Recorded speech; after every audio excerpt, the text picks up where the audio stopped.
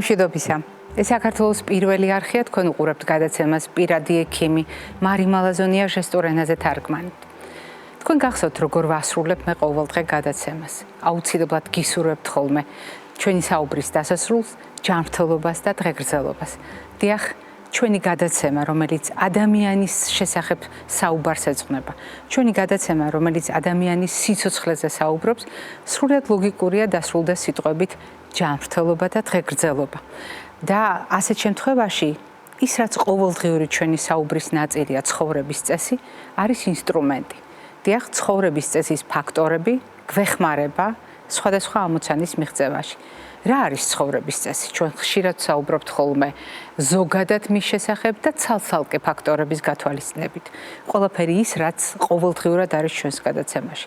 კვება და ფიზიკური აქტივობა, ძილი და სტრესის მართვა, მამნეჩოების ქონა არ ქონა და სქესობრივი კულტურა, ბოლოს და ბოლოს განათლება და მრავალი სხვა წახნაგი, რომელიც ქმნის ცხოვრების წესს. ცხოვრების წესი კი თავის მხრივ ქმნის წინაპირობას იმისთვის, რომ ჩვენ დიდხანს ვიცოცხლოთ, ანუ ვიყოთ დღეგრძელები და კიდევ უფრო მნიშვნელოვანია, რომ არა უბრალოდ წლებზე ვისაუბროთ, არამედ ამ წლების შინაარსზე და ვიზრუნოთ ცხოვრების ხარისხზე.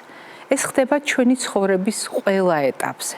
ანუ ჩვენი ამოცანები დღეგრძელობასთან და ცხოვრების ხარისხთან დაკავშირებით, ისევე როგორც ჩვენი ცხოვრების წესი საგულისხმო არის ჩვენი ცხოვრების ყოველ საფეხურზე და ეს ლოგიკურიც არის, რადგან ჩვენი ცხოვრების ყველა ეტაპზე მნიშვნელოვანი არის ის, თუ როგორია ჩვენი ჯანმრთელობა, როგორია ჩვენი ფიზიკური მდგომარეობა, ემოციური, სოციალური, რასაკვირველია, როგორია ჩვენი მენტალური და სულიერი ჯანმრთელობა. და სწორია, როგორია ის გარემო, რომელიც ერთი მხრივ განაპირობებს ჩვენს ჯანმრთელობას, განსაზღვრავს ჩვენს დღეგრძელობას, ცხოვრების ხარისხს და ბევრად არის დამოკიდებული ჩვენს მიერ არჩეულ ცხოვრების წესზე. რეალურად ჯანმრთელობის საზღვრელთა შორის ყოველთვის ვახსენებთ ჩვენ ცხოვრების წესსაც, გარემოსაც, მაგრამ განსაკუთრებით მნიშვნელოვანი როდის არის გარემო. გარემო, რომელიც ჩვენს გარშემო ყველაზე უსაფრთხო ველს ქმნის. გარემო, რომელსაც ოჯახი ჰქვია და რომელიც არის ჩვენი ჯანმრთელობის წინაპირობაც, ჩვენი ჯანმრთელობის საიდუმლოს და ხშირ შემთხვევაში შესაძლებლობაც იმისათვის, რომ დიდხანს ვიცოცხლოთ და მივახციოთ ცხოვრების კონკრეტულ ხარისხს. განსაკუთრებული დატვირთვა აქვს ოჯახს და ოჯახი არის ზუსტად ის კუნძული, სადაც ადამიანები საკუთარ შესაძლებლობებს განსხვავებულად იყენებენ. მაშინაც კი, როდესაც შეზღუდულია შესაძლებლობები, ადამიანებს შეუძლიათ საკუთარი უნარები უსაზღვროდ გამოამჟღავნონ, მით უფრო თუ ამ პროცესში ოჯახურად ერთად გამენ ნაბიჯებს. შორენა ლაბაძის ძალიან განსხვავებული სიუჟეტი დღეს.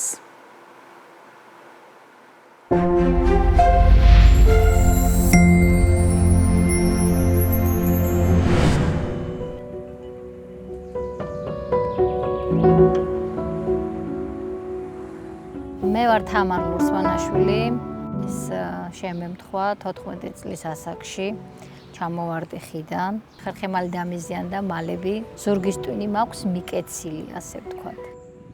მე ვარ ზაქარია მედიანაშვილი, ფეხბურთს უყურებდით, სიგარეტის საკილად გამოვიდეს ყველანაირ იყო და ფემოფონჭალაში წამიერი ჩაფიქრება იყო და ელმავალმა ამარტყა მარჯვენა ფეხი ადგილზე მომაწყვით და ხობა გონება რომ დავკარგ გადავარდი და მარცხენას ლევ გადავუარა. გული წამიერად არ გაჩერდა, დღეს ცოცხალი და ჯანმრთელი ვარ. დაახლოებით 1 წელი მართლაც ძალიან გამიჭირდა, ვიყავი სახლში, არავის არ უშვებდი. ჩემს თავს უთხარი რომ მე უნდა ვისწავლო, მე უნდა ვიყო გამოვიდე ხალხში და რაღაცნაირად ჩემს თავს მივეცი იმის პირობა, რომ გავძლიერებულიყავი. შემდეგ აღმომაჩნდა სიმღერის ნიჭი, 5 ქვეყანაში ვიმოგზაურე. ეხლა ვმუშაობ ურეკში, შეზღუდულობის მქონე დღის ცენტრი არის, დამხმარე პედაგოგი ვარ. დეპრესიაში რომ ჩავარდეს ადამიანი, ახლობლებიც უნდა შეიცოდოს. თუ გინდა სხვები არა, დედა მაინც ხონა შეიცოდო. შვილს რო უყურებს, ჯერ ამ მდგომარეობაშია და მე ახლა დეპრესიაში ჩავარდეს. ჩემ თავზე ვემუშავე. რო ახალი ცხოვრება უნდა შევქმნა, ახლად უნდა დავიწყო. როგორც ახალი ბავშვი დავიბადე, იმ ცხოვრებას გავლის აღარ უნდა გადახედო. სწავლი იყო, არავის არ ეგონა ჩემი გადარჩენა, მაგრამ მოხდა და ადამიანი გადავჭდა ცხოვრებაზე, უფალმა გადაგარჩინა, სიცოცხლე გაჩუქა, ხელმეორედ დაყვიბადე მართლა. და ცხოვრებაზე უარი როგორ უნდა ვთქვა. ყველამ მიმიღო და გაითავისა ის, რომ მეც მაქვს ჩემი წილი ბედნიერების უფლება. კახეთში რო ცხოვრობდა ულამაზესი სოფელია, ულამაზესი ადგილი და მდებარეობა, მაგრამ როგორ დატოვებ მეთქვი შენებს მეთქი, მე მამას ვერ დავტოვებ მეთქი. მაშვინო მე ჩამოვალო, მითხრა და მე ვიცხოვრებ შენთან და ძალიან გამიხარდა. მივდიოდი საქართველოდან, მივდიოდი საფრანგეთში. მე გადაირია მოკლედ. ჩავედი თბილისში და თბილისის იქით მე აღარ გამიშვა. ოზურგეთში ჯვარი დავიწერეთ. თელმა ქალაქმა გაიზიარა ის ჩემი სიხარული და ის ჩემი ბედნიერება, რაც მე და ზაქარამ გადავწყვიტეთ. 500 კილომეტრის იქიდან წამოვედი სიკოლში. იმიტომ წამოვედი, რომ მიყვარდა, დღემდე მიყვარს, კი რომ მეყვარება სიცოცხლის ბოლომდე. როცა გიყვარს, არც ეთლსა აქვს მნიშვნელობა და არც არაფერი. მოდი გაბედეთ. სიყვარულზე ორასოდეს იტყვიან უარს. ერთმანეთს ვავსებთ კი არა, ვამბობ რომ ჩემი სიხარულთან აზიარია, ტკივილთან აზიარია. შევესწის ხორცეთ ერთმანეთს და ის უღელი რასაც ქვია დავიდგით ერთმანეთს და ხელი რო ჩავკიდეთ ერთმანეთს, სულ ასე ხელჩაკიდებული მოვდივართ. არის რა თქმა უნდა წვიმიანი დღეებიც, სევდიანი დღეებიც, უფრო მეტად სიხარული, სიყვარული. სულიერი ტრაუმა უფრო ძნელი გადასატანია ვიდრე ფიზიკური. თუ რამე ვთქვა, არა ვთქვათ, რომ ჩვენ ცუდად ვართ, ჩვენ უნდა ვიყოთ უფრო ძლიერები, რომ ჩვენი შემხედარე სხვა უფრო გაძლიერდება. ჩვენ არც ვინმეზე მეტი ვართ, არც ვინმეზე არასოდეს ნაკლები არ ვიქნებით. ახლა გვინდა რომ შვილი გვეყოლოს, მაგრამ სამწუხაროდ ჩემ პრობლემების გამო ეს ვერ ხერხდება და რა ვიცი გავაჟღერებ შენი ნებართვის მეუღლე რომ გვინდა რომ ავიყვანოთ და ამაზე გვინდა რომ ყველამ გვერდში დაგვიდგეს და მხარში დაგვიდგეს რომ რატომაც არ აყვავდეს შვილი.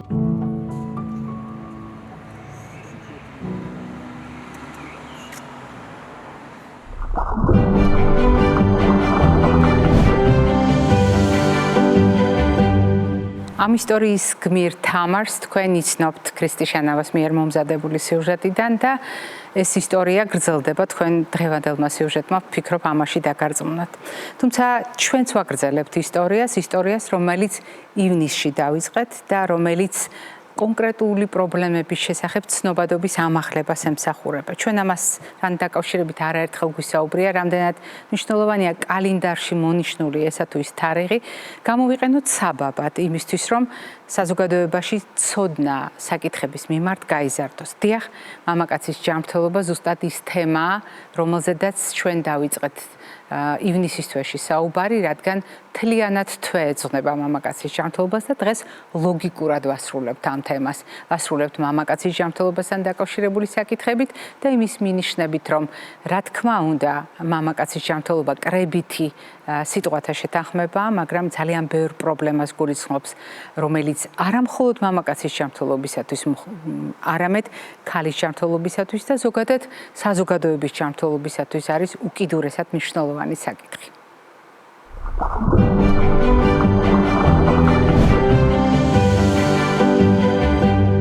ჩვენ საუბრობთ ადამიანის ჯანმრთელობაზე ყოველთვის და ჩვენ საუბრობთ ადამიანის ჯანმრთელობაზე როგორც ცალკეული სისტემების ჯანმრთელობის ჯამურ დგენელზე.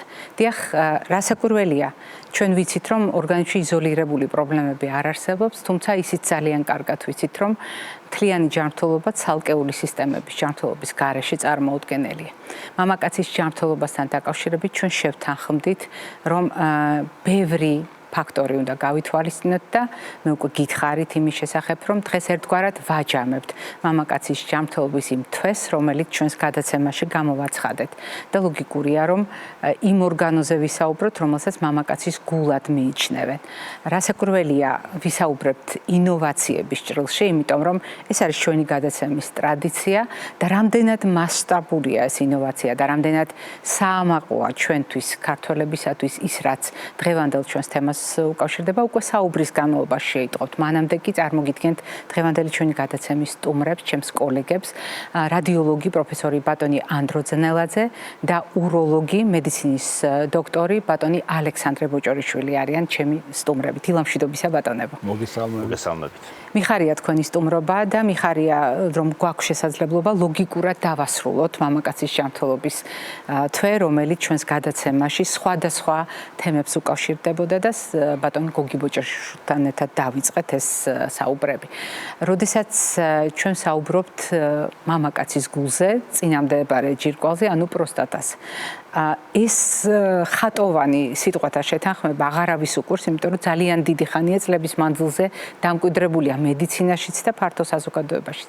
თუმცა, როდესაც ჩვენ სათაურს თვალში ავლებს მაყურებელი, აღმოაჩენს, რომ ცალკე გამოვყავით საგანგებოდ კეთილთვისებიანი სიმსივნე.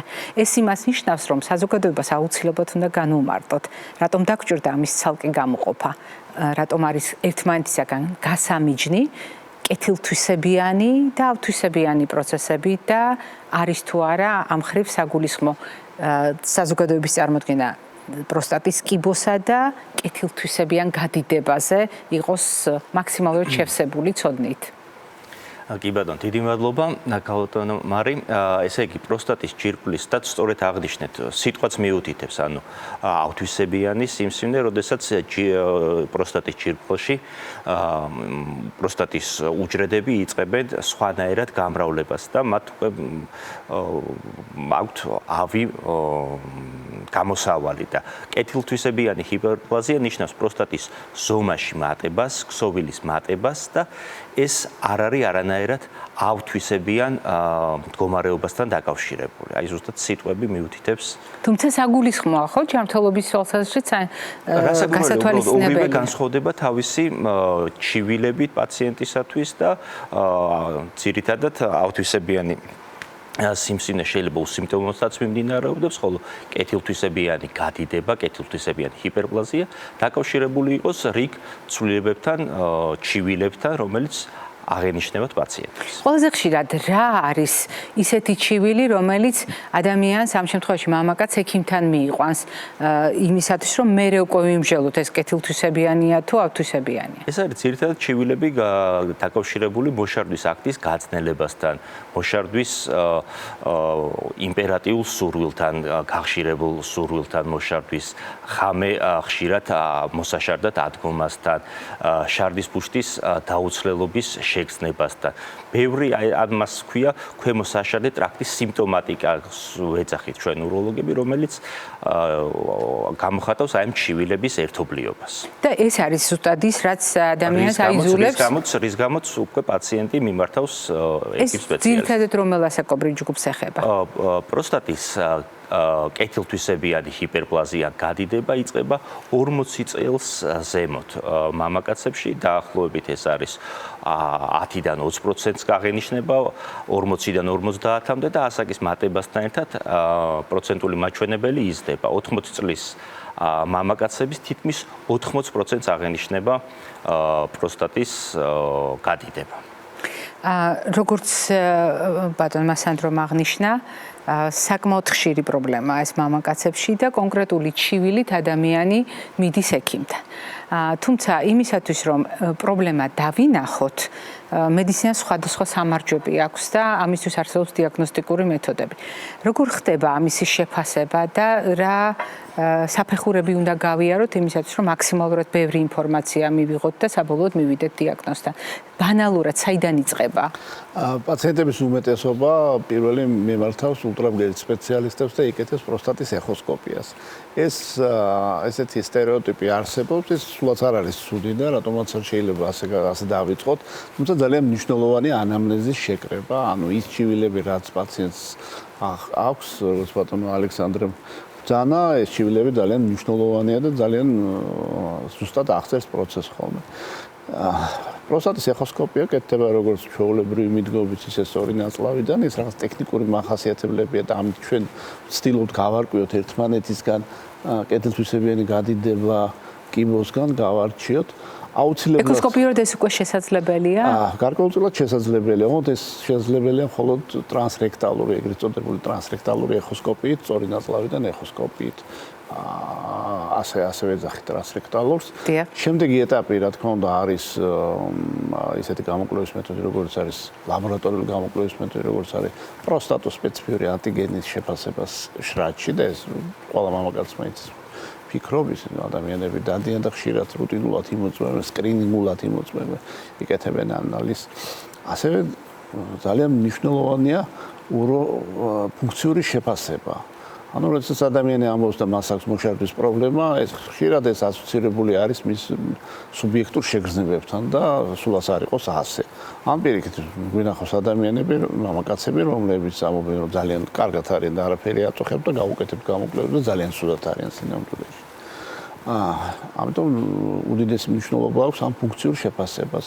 ამ მეთოდს ეწოდება უროფლუომეტრია და ეს არის უმარტივესი მეთოდი, ეს არის პრინციპში ნებისმიერი უროლოგისთვის ოფისის ატრიბუტი, მამაკაცი შარდავს სპეციალურ უნიტაზში, რომელიც იძლევა მისი მოშარების გრაფიკულ გამოსახულებას, გრაფიკულ და რიცხობრივ გამოსახულებას. ამის შედეგად ხდება შეფასება იმისა, თუ რამდენად არის სიმპტომები გამოხატული, რამდენად მძიმეა პაციენტის მდგომარეობა და რა მკურნალობა ესაჭირება, პრინციპში შეიძლება ასე განისაზღვროს კიდევაც წინასწარ. თუ გვჭირდება ჩვენ დიფერენცირებას ადენოკიბოსა და კეთილთვისებიან გადიდებას შორის, დღეს უკვე რამდენიმე წელია, არაერთი წელია უკვე ძალიან ძლავრად შემოაბიჯა მაგნიტორეზონანსულმა ტომოგრაფიამ. მენჯის ღრუს მულტიპარამეტრული მაგნიტორეზონანსული ტომოგრაფია დიდი სიზუსტით იძლევა ადენოკარცინომის ონკოლოგიის პოვნის საშუალებას. თუ ეს აღმოჩნდება, შემდეგ უნდა გაკეთდეს ბიოპსია, იმიტომ რომ ონკოლოგიის დიაგნოსტიკა არის მხოლოდ ჰისტოლოგია, მხოლოდ ბიოპსია. რადიოლოგიური მეთოდები პროსტატის სიმსივნის ონკოლოგიის დიაგნოსტიკისთვის არ არის საკმარისი. ჩვენ შეიძლება მხოლოდ HPV-ით ანუ გამოთქვათ ფარაუდი არის თუ არა ონკოლოგია, შემდეგ კეთდება ბიოპსია და მხოლოდ ჰისტოლოგია ადასტურებს ან არ ადასტურებს ამ დიაგნოზს. მე თქვენ ნებართვით გავაგრძელებ ბატონ ალექსანდრესთან ერთად. როდესაც თქვენ საუბარი დაიწყეთ და ერთმანეთისგან გამიჯნეთ კეთილთვისებიანი გადიდება და პროსტატის კიბო, თქვენ ბრძანეთ, რომ ერთ შემთხვევაში ავი პროცესები მიმდინარეობს და მეორე შემთხვევაში ასეთი პროცესები არ მიმდინარეობს. ბატონმა ანდრომ აი ამ დიაგნოსტიკური ძიების პროცესში რამდენიმე ეტაპი და საფეხური აღწერა, როდესაც ჩვენ მივდივართ კონკრეტული ქსოვილის ანალიზთან, ანუ ბიოპსიური მასალის შეფასებასთან და რომლის გაანალიზების შემდეგ ნამდვილად ვამბობთ, ეს კეთილთვისებიანია თუ ავთვისებიანია პროცესი. აი ამის მერე როგორ ხდება მკურნალობის სტრატეგიის შემუშავება? რადიკალურად განსხვავებული არის ამ შემთხვევაში მკურნალობის თუ დადასტურდა რომ პაციენტს აქვს ავთვისებიანი სიმსივნე, მკურნალობის ტაქტიკა არის განსხვავებით რადიკალურად განსხვავებული და დამოკიდებულია იმაზეც თუ რა სტადიის და რა ხასიათის სიმსივნესთან გვაქვს საქმე, ხოლო თუ დადასტურდა რომ პაციენტს აქვს ეგრეთ წოდებული კეთილთვისებიანი ჰიპერპლაზია, მაშინ მკურნალობის მეთოდები უკვე გაცილებით ნაკლებად აგრესიული არის და შესაძლებელია ზოგ პაციენტს დაინიშნოს მხოლოდ მედიკამენტოზური მკურნალობა, ზოგ პაციენტს შეეთავოს და მეთვალყურეობა რასაკვირველია. ზოგ შეიძლება შეეთავაზოს რიგი ოპერაციების და ასევე შესაძლებელია შეეთავაზოს რადიოსიხშირული პროსტატის რადიოსიხშირული აბლაცია, რომელიც დღესდღეობით არის ერთ-ერთი უთანამედროვესი მკურნალობის გზა, მარტივი, არაინვაზიური, რომელიც ძალზე ეფექტური არის. აი მივედით სწორედ იმ ინოვაციასთან, რომელიც მე მაყურებელს დავპირდი და რომელიც აუცილებლად სიამაყით უნდა წარვადგინო, მაგრამ ვიდრე ამას გავაკეთებ, მანამდე უნდა დავსვა კითხვა, რაც მე მგონია, რომ ლოგიკურად გაუჩნდება ჩვენს მაყურებელს. რა კი ჩვენ ძალიან მომზადებული აუდიტორია გვყავს. ჩვენმა მაყურებელმა იცის, რომ გარკვეული პრობლემების გამო გულის აბლაცია რეალობაა. იციან აგრეთვე რომ ღვიძლთან დაკავშირებული ზოგიერთი პრობლემების შემთხვევაში ჩვენ გადაცემაშიც გვისაუბრია აბლაცია უკვე კარგად გათელილი ბილიკია. ასეთი მიდგომა აბლაციის, ანუ როდესაც კონკრეტული სიხშირის ელექტრომაგნიტური ტალღები გამოიყენება პრობლემის მოსაგვარებლად, არის სხვადასხვა ორგანოსთან მიმართებაში და გადაცემის დაწყებამდე ბატონ ანდროსთან რომ საუბრობდით, გავიხსენეთ რომ მაგალითად ფარისებრი ჯირკვალთან დაკავშირებით შეიძლება ეს იყოს გამოყენებული და სხვა ორგანოებთან. თუმცა დღეს ჩვენ საუბრობთ წინამდებარე ჯირკვალზე და არის თუ არა ეს განსაკუთრებით მნიშვნელოვანი, რომ ტარდება საქართველოში და რომ ჩატარდა უკვე საქართველოში ჯერ კიდევ ერთი წლის წინ. როგორია ამ ხრივ გამოცდილება საერთაშორისო და შეგვიძლია ვთქვათ თუ არა რომ ერთ-ერთი ლიდერები ვართ ახლა ევროპაში.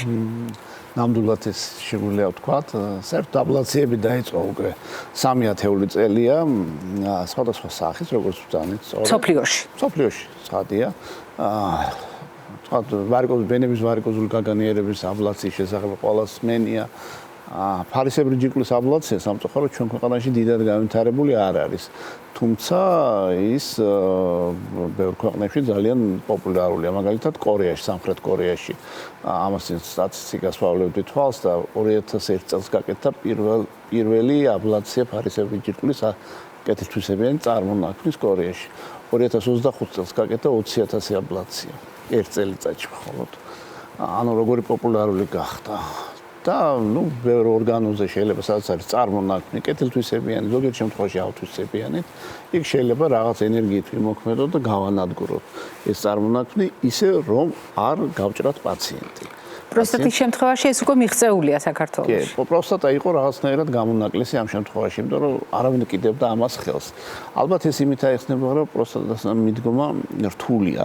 თუ ფარისებრი ტექნიკურად, თუ ფარისებრი ჯირკვლის აბლაცია შედარებით მარტივია, ფარისებრი ჯირკვალი მდებარეობს კანთან ახლოს, მიდგომადია, მერე დაკვირვება ციოლია. პროსტატის შემთხვევაში მენეჯმენტი მისი ძალიან რთული არის. და თან ერთი რამე უნდა გავითვალისწინოთ, რომ აბლაციებს ჩვეულებრივ აკეთებენ რადიოლოგები, ინტერვენციული რადიოლოგები, ან რადიოლოგები, რომლებიც ინტერვენციით არიან დაკავებულები. ამ შემთხვევაში ალბათ საჭირო იყო მულტიდისციპლინური გუნდის არსებობა, ანუ უროლოგების და ინტერვენციული რადიოლოგების გუნდი, რომლებიც ამ მეთოდს გამოიყენებდნენ და დანერგავდნენ. ეს ასეც მოხდა. ესეც მოხდა. ჩვენ იტალიელ კოლეგებთან ერთად მინდა აღვნიშნო მილანიდან, მილანის ერთ-ერთი ჰოსპიტალიდან ერთად თქვით რომ სადაც ასე დაწყება. თავისთავად მიდგომა რთულია პროსტატასთან, ჩვენ ეს გავაკეთეთ კანიდან. რაც ასევე პიონერული არის. იყო რაღაც ცდილობები პროსტატის აბლაციის, მაგრამ ეს ხდებოდა ტრანსურეთრულად, ანუ საშერდე მილიდან. ეს გარკვეულ პრობლემებს ქმნიდა და ეს რთულად საწარმოებელი არის. ჩვენ შევეცადეთ ეს ძალიან დახვეწილი ტექნიკის მეშვეობით ვიზუალური კონტროლის ქვეშ და ამას ესე ქვია ულტრავგერით მართული რადიოსიხშირული აბლაცია. რამდენად წარმატებული გამოდგა? წარმატება ჩვენ მოლოდინებს გადააჭარბა სიმართლე გითხრათ, ამიტომ პაციენტების არ დამოწდება პირველი 4 პაციენტი რომლებმაც აღნიშნეს, რომ ორი კვირის თავზე ბავშვობაში შარდავდით ესე როგორც შარდავთ, ხო? ეს ადამიანები რა თქმა უნდა ჩვენ ახლა რაღაც ურთიერთობას ვინარჩუნებთ, ისინი მუდმივ მონიტორინგზე არიან და შესანიშნავად გრძნობენ თავს. ტექნიკურად ეს განხორციელებადი არის ძალიან მარტივად. ანუ ხდება ვიზუალური კონტროლის ქვეშ, ულტრავგერითი კონტროლის ქვეშ, პროსტატაში ნემსის მოთავსება, რაღაც გარკვეული ენერგიას უშვებთ, რადიოსიხშირულ ენერგიას ამ შემთხვევაში. ის არსებობს აბლაციების სხვადასხვა ენერგიით, მაგალითად მიკროტალღური აბლაცია, ლაზერული აბლაცია. ჩვენ ვიყენებთ რადიოსიხშირულ აბლაციას, ამას თავისი ახსნა აქვს და ახლა სიხმებში არ შევიდეთ ალბათ. ეს ტალღის სიხშირეზეა დამოკიდებული სავარაუდოდ. ხო, ლაზერული სხივი არის, მიკროტალღური უფრო მაღალ ენერგიას იძლევა და თქვათ უფრო წვავს და ანადგურებს უფრო დიდ უბანს. რადიოსიხშირული აბლაცია უფრო ის ნატიფი და დამზოგავი არის, სწორედ შენიშნეთ პაციენტისთვის. და ასეთი ვიზუალური კონტროლის ქვეშ ხდება ამ ენერგიის მეშვეობით რაღაც იმ უბნის აბლაცია, რომელიც გვინდა ეს წინასწარ განსაზღვრება. შეიძლება ამის გათვლა შეიძლება, ეს ვიცით რას ვაკეთებ, მაგრამ აქ რაღაც სურპრიზები არ გვხვდება ხოლმე. და პროცედურა მთავრდება 20-25 წუთში. პაციენტი როგორც იღვიძებს ყოველგვარი ჭრილობის გარეშე, გამოდის საოპერაციო ოთახიდან. ის შემდეგ მეორე დღეს ეწერება სახლში. რაღაც დიდი შეგრძნებების გარეშე, მაგრამ არც ჭრილობა აქვს, არც სისხლდენა და არც სხვა რაღაც თამდები პროცესები, რაც ოპერაციას ახასიათებს. პრინციპში ეს არის ზუსტად ის ამოცანა, რასაც თანამედროვე მედიცინა ისახავს, ნაკლები ჩარევა, ანუ ნაკლები ინვაზია და მაქსიმალურად დამზოგავი მიდგომა იმისთვის, რომ არა მარტო ჯანმრთელობა და დღეგრძელობა იყოს შენარჩუნებული, არამედ ცხოვრების ხარისხი არ დაზარალდეს. ბატონ ალექსანდრეს უნდა ვკითხო. სანდრო, როდესაც ჩვენ ამა თუ იმ მეთოდზე ვსაუბრობთ და ამა თუ იმ მეთოდის წარმატებაზე, ჩვენ ვცდილობთ ხოლმე, რომ ერთი მხრივ, რა თქმა უნდა, გავიხაროთ იმით, რომ ეს ინოვაცია არის ასეთი მასშტაბური და ევროპაში აღმოჩნდით ლიდერები ამ თვალსაზრისით და პირველად საქართველოში ჩატარდა მილანელ კოლეგებთან ერთად. ძალიან მნიშვნელოვანია, რა თქმა უნდა, ამ წარმატების გააზრება, თუმცა ნებისმიერი მეთოდის დანერგვა გვაფიქრებს ჩვენ ამით მომავალში გადავიხედეთ თუ არა და რას შეცვლის ეს თვითონ პრობლემის მართვაში. რას შეცვლის ამ მეთოდის ფართოდ გამოყენება კეთილთვისებიანი გადიდების დროს. ანუ რამდენად შეცვლის თავად დაავადების მართვას, პრობლემის მართვას და რამდენად გაადვილებს ამ პრობლემის მოგვარებას იმ ადამიანებისათვის, ვისაც ახლა არ აქვს, მაგრამ შესაძლოა ჰქონდეს ასეთი დიაგნოზი. მადლობა. ნახეთ, ეს მეთოდი შეცვლის რადიკალურად იმდენად, რამდენადაც პაციენტები ნახავენ, რომ ეს არის გაცილებით უფრო მარტივი. მარტივი იმ ხრივ ვიძახი, რომ ან გართულებების ალბათობა არის მინიმალური კი არ პრაქტიკულად არ აქვს ამ მეთოდს.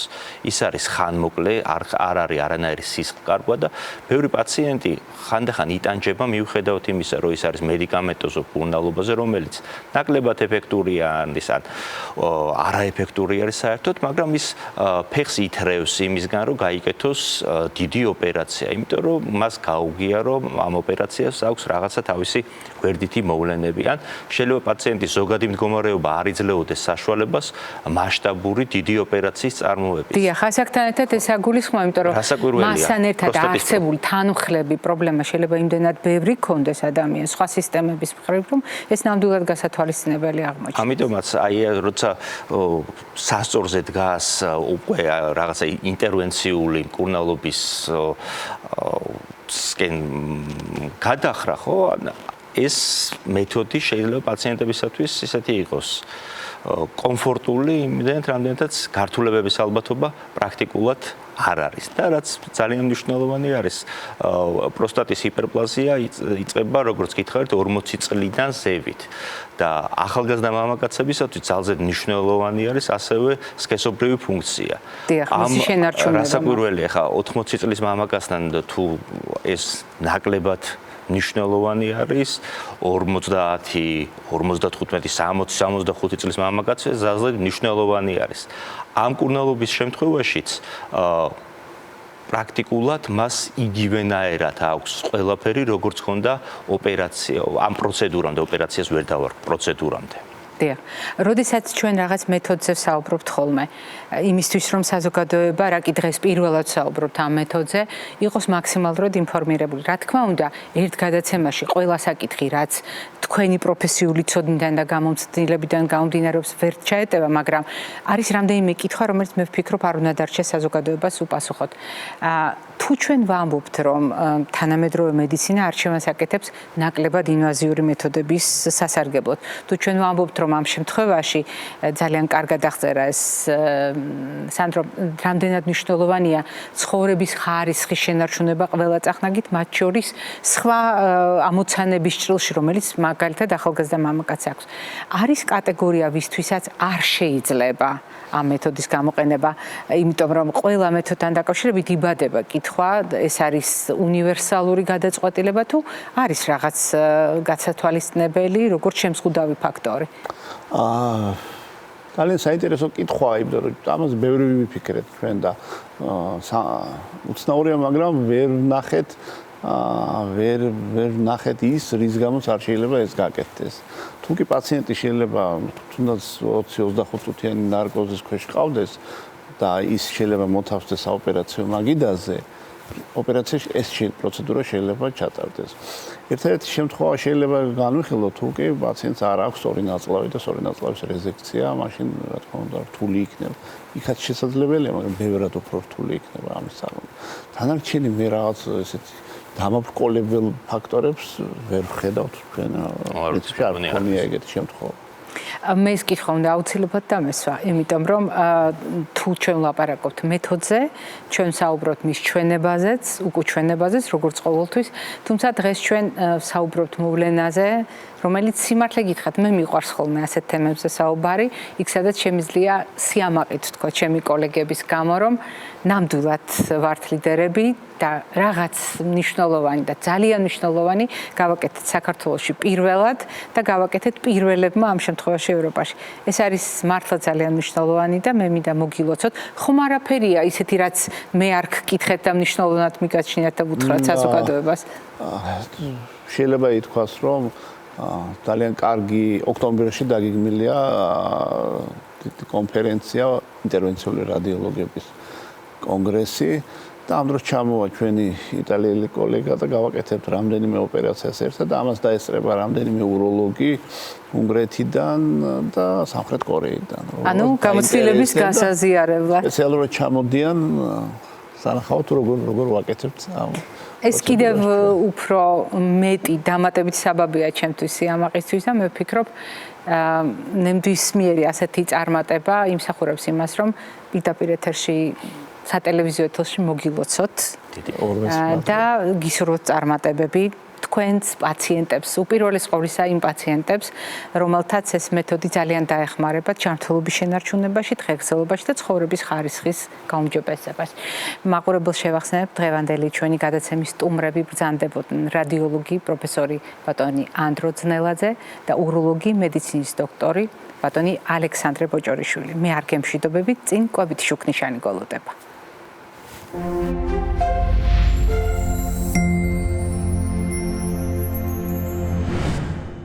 კვებითი შუქნიშანი კონკრეტული პრობლემის შესაბამისად. ეს არის ჩვენი გადაცემის აუცილებელი შემადგენელი ნაწილი და დღეს ჩვენ ვსაუბრობთ წინამდებარე ჯირკვალთან დაკავშირებით. ამ თემაზე ჩვენ არაერთხელ გვისაუბრია, მაგრამ მე ვეცდები რამდენიმე წახნაგი გავამთლიანოთ, თუნდაც იმიტომ, რომ გავითვალისწინოთ, როგორ შეიძლება კვებით ავიცილოთ პრობლემები და პრობლემები მართოთ უკეთ კვებით. როდესაც მამაკაცისთვის ცხოვრების წესის ფაქტორებზე ვსაუბრობთ, ფიზიკური აქტივობა და ძილის მოწესრიგება. წონის მართვა და კვების მოწესრიგება. ეს არის ერთმანეთთან ძალიან მჭიდროდ დაკავშირებული საკითხები და უზრუნველყოფს ზოგადად ჯანმრთელობას და ძალიან მნიშვნელოვანი ინსტრუმენტებია პროსტატის ჯანმრთელობისათვის. ნებისმიერ ასაკში პროსტატის ჯანმრთელობა მამაკაცის საერთო ჯანმრთელობის განუყოფელი ნაწილია და იმ ფაქტორების შესაბამისად, რომელიც მე უკვე დავასახელე, შეიძლება შეიცვალოს მისი მაჩვენებლებიც. დიახ, წონა და განსაკუთრებით ჭარბი წონა და სიმსუქნე არის მაღალი რისკი პროსტატის დაავადებების განვითარებისათვის. პროსტატის სიმსივნური დაავადებების განვითარებისათვის და ეს უკვე დადგენილია. განსაკუთრებით მაშინ, როდესაც ეს წონის ფაქტორი შეხამებული და შეჯერებული არის ნაკლებად მოძრავ ცხოვრების წესთან, ანუ მჯდომარე ცხოვრების წესთან, პასიურ ცხოვრების წესთან, სისტემატურ დარღვევებთან ცხოვრებისეული რიტმისა, რომელშიც იგულისხმება ძილის დარღვევა, იგულისხმება კვების რეჟიმის დარღვევა და საკვებთან ერთად, რეჟიმთან ერთად უნდა გავითვალისწინოთ ულუფის და რაციონის დარღვევა. რასაკვირველია, უნივერსალურია რეკომენდაციები, როდესაც წყლის ადეკვატურ მოხმარებაზე ვსაუბრობთ, ალკოჰოლის ზომიერ მოხმარებაზე ვსაუბრობთ, შაქრების, მარტივად შეთვისებადი ნახშირწყლების, ფუჭი კალორიების შესახებ ვსაუბრობთ, როდესაც მლაშე დამუშავებული პროცესირებული პროდუქტების შესახებ ვსაუბრობთ და ტრანსცხიმების შემცველ პროდუქტებზე ვსაუბრობთ. თუმცა უფრო კონკრეტულად მნიშვნელოვანია გავიხსენოთ რისკები, რომელიც დადასტურებით ვიცით და ვიცით, რომ სწორედ სიმსივნური დაავადებების ზრდის ჭრილში არის საყურადღებო. მაგალითად, დღეს დანამდვილებით ვიცით, რომ წითელი ხორცი არაპროცესირებული, არადამუშავებული, არამედ წითელი ხორცი ონკოლოგიური რისკების თვალსაზრისით მეორე ბეჯგუფის პროდუქტთა რიცხვს განეკუთვნება. ეს ძალიან კარგად ვიცით, ისევე როგორც ვიცით, რომ დიახ, დანამდვილებით ისეთი პროდუქტები, როგორიც არის დამუშავებული წითელი ხორცისგან მიღებული საკვები, განეკუთვნება პირველი ჯგუფის, ანუ ყველაზე მაღალი რისკის მქონე ონკოლოგიური პოტენციალის პროდუქტებს. ანუ ეს არის პროდუქტები, რომელიც დანამდვილებით ვიცით, რომ ბრალდებულია რამდენიმე სახის სიმსივნის განვითარებაში და პროსტატის კიბო ამ კატეგორიაში ხდება. ამიტომ წინამდებარე ჯირკვლის ჯანმრთელობისთვის აუცილებელი ამ პროდუქტების ზომიერი მოხმარება. მოხმარება ისე, რომ ეს პროდუქტები აუცილებლად დავაწყვილოთ ნაკლები რისკის მქონე, მაგრამ მაღალი სარგებლის მომტან პროდუქტებთან, რომელთა დამსახურებით ჩვენი ორგანიზმის უზრუნველყოფა, რა თქმა უნდა, ყოველთვის მნიშვნელოვანია, მაგრამ მამაკაცის ორგანიზმი იქნება ისეთი ბიოლოგიურად აქტიური ნივთიერებებით უზრუნველყოფილი, რომელიც ონკოლოგიურ რისკებს მინიმუმამდე შეამცირებს. პროდუქტები, რომელიც ახლა არის ბანერზე, ეს არის კომბოსტოს ოჯახის წარმომადგენლები ძირითადად, ეს არის ბრიუსელის კომბოსტო, ეს გახლავთ ბროკოლი, ეს გახლავთ ყვავილოვანი კომბოსტო და კალე. ეს მცენარეები და ეს მცენარეული პროდუქტები ძალიან დეტალურად არის შესწავლილი და თქვენ გახსოვთ ჯერ კიდევ ჯონს ჰოპკინსის უნივერსიტეტის კვლევები იმასთან დაკავშირებით, როგორ ცვლის მამაკაცის ჯანმრთელობას და პროსტატის მდგომარეობას სულფორაფანი, ინდოლი და მრავალი სხვა ბიოლოგიურად აქტიური ნაერთი, რომელიც ამ პროდუქტებში არის და მკვეთრად ამცირებს პროსტატის ავადობის პრობლემებს და აგრეთვე განსაკუთრებით საგულისხმო რაც არის ონკოლოგიურ რისკებს. აუცილებლად უნდა მივაქციოთ ყურადღება ზოგიერთ ქვეყანაში ძალიან საყურადღებოდ აღიარებულ ისეთ პროდუქტებს, როგორიც არის მწვანე ჩაი, ედამამე, სოია, ტოფუ. ეს არის პროდუქტები, რომელიც კონკრეტულ ენდემურ ჯგუფებში, ეს არ ეხება საქართველოს, კონკრეტულ ენდემურ ჯგუფებში, აზიის ზოგიერთ ქვეყნებში მკვეთრად ამცირებს პროსტატის დაავადებების რისკს და მათ შორის პროსტატის სიმსივნური დაავადებების რისკს. თუმცა არის თუ არა ეს რეკომენდაცია უნივერსალური ამის შესახებ, რა თქმა უნდა, ჩვენ არ ვამტკიცებთ და არც თანამედროვე მედიცინა არ ამტკიცებს, რადგან ამ პროდუქტებთან დაკავშირებით ზუსტად ვიცით, რომ ყოველ შემთხვევაში, ყველა ცალკეულ შემთხვევაში გასათვალისწინებელია ამ პროდუქტების ენდემური წარმომავლობა და მათი ისტორიული მრავალათასწლიანი გამოყენება. რაც შეეხება თავად საკვები პროდუქტების მიმართ დამოკიდებულებას, პირველ რიგში ჩვენ უნდა გავიხსენოთ ანთების საწინააღმდეგო პროდუქტები და მათი როლი წინამდებარე ჯირკვლის ჯანმრთელობისათვის. ონკოლოგიური რისკების შემცირება რასაკვირველია თავისთავად მოითხოვს ანთების შემცირებას და ასეთ დროს არ უნდა დაგვავიწყდეს ამ დასახელებულ პროდუქტებთან ერთად ომეგა-3, რადგან მასაც ანთების საწინააღმდეგო ეფექტი აქვს და ომეგა-3-ის შემცველი პროდუქტების გამოყენების დროს განსაკუთრებით უნდა გავითვალისწინოთ აგრეთვე ანთების საწინააღმდეგო ისეთი პროდუქტები, როგორიც გახლავთ, მაგალითად ჯანჯაფილი, მაგალითად კურკუმინი, აქ შტორშია ბანერზე იყო ნაჩვენები და ომეგა-3-თან კომბინაცია ამ პროდუქტებისა იძლევა საუკეთესო შედეგს ანთების საწინააღმდეგოდ. განსაკუთრებით მნიშვნელოვანია პროსტატის ჯანმრთელობისათვის კონკრეტული მინერალების როლი და მე დავიწყებდი თუთით, გაგახსენებდით აუცილებლად სელენსაც. არ დაგავიწყდეთ დ-ვიტამინისა და კალციუმის როლი და დ-ვიტამინთან ერთად ჩვენ რასაკვირველია უნდა გავითვალისწინოთ ის ფაქტი, რომ ყველა სხვა შემთხვევაში დ-ვიტამინის და კალციუმის კომბინაცია მნიშვნელოვნად წაადგება მამაკაცის ზოგად ჯანმრთელობას, თუმცა ზოგიერთი ავტორის მონაცემით, თუ მამაკაცი ინტენსიურად იყენებს კალციუმის დანამატებს, ეს დამოკიდებულება გარკვეულ სიფრთხილეს მოითხოვს, იმიტომ რომ კალციუმის დანამატების დიდი რაოდენობით გამოყენება მამაკაცებში შეიძლება ხელშემწყობიც კი აღმოჩნდეს წინამდებარე ჯირკვლის კიბოს განვითარების პროცესში. ის არ არის მიზეზი, ის არ არის ცალსახად დადგენილი გამომწვევი, მაგრამ ხელშემწყობი შეიძლება აღმოჩნდეს დანამატების ინტენსიური დიდი რაოდენობით გამოყენება. აუცილებლად გავაგრძელებ ამ ჩამონათვალს და გავაგრძელებ ჩამონათვალს იმ პროდუქტებზე საუბრით, რომელიც თავს იყრეს ჩვენს თეფშზე. ანუ დაბალანსებული თეფში 5 ჯგუფის, 5 ფერის პროდუქტების გამოყენება ნიშნავს იმას, რომ მამაკაცის ჯანმრთელობა და კერძოდ პროსტატა იქნება მაქსიმალურად დაცული. განსაკუთრებით ეფექტიანი მამაკაცის ჯანმრთელობისათვის და პროსტატის ჯანმრთელობისათვის აღმოჩნდა ხმელთაშუა ზღვისპირეთის დიეტა და განსაკუთრებით მაშინ, როდესაც ჩვენ ვლაპარაკობთ წონასწორობაზე და ჩვენ საუბრობთ იმ შესაძლებლობაზე, სადაც საკვებ პროდუქტებს შორის წონასწორობაა დაცული. წონაში პირდაპირი გაგებით არის წონასწორობა დაცული და არის წონასწორობა იმ უხილავ სამყაროში, რომელსაც ნაწლავი ჰქვია და რომელიც ასევე ქმნის ნაწლავისა და პროსტატის ღერც, ისევე როგორც ქმნის ნაწლავისა და ტვინის, ნაწლავისა და ღვიძლის და მრავალი სხვა ორგანოს კავშირის ხაზგასასმელად ღერც, იმისთვის რომ კიდევ ერთხელ გავიხსენოთ, ნაწლავის წონასწორობა არის ზოგადი ჯანმრთელობის და ცალკეული ორგანოების ჯანმრთელობის წინაპირობა, მათ შორის მამაკაცის ჯანმრთელობის და პროსტატის ჯანმრთელობის წინაპირობა. მე ამ სიტყვებით გემშვიდობებით ჯანმრთელობას და ღირსეულობას გისურვებთ.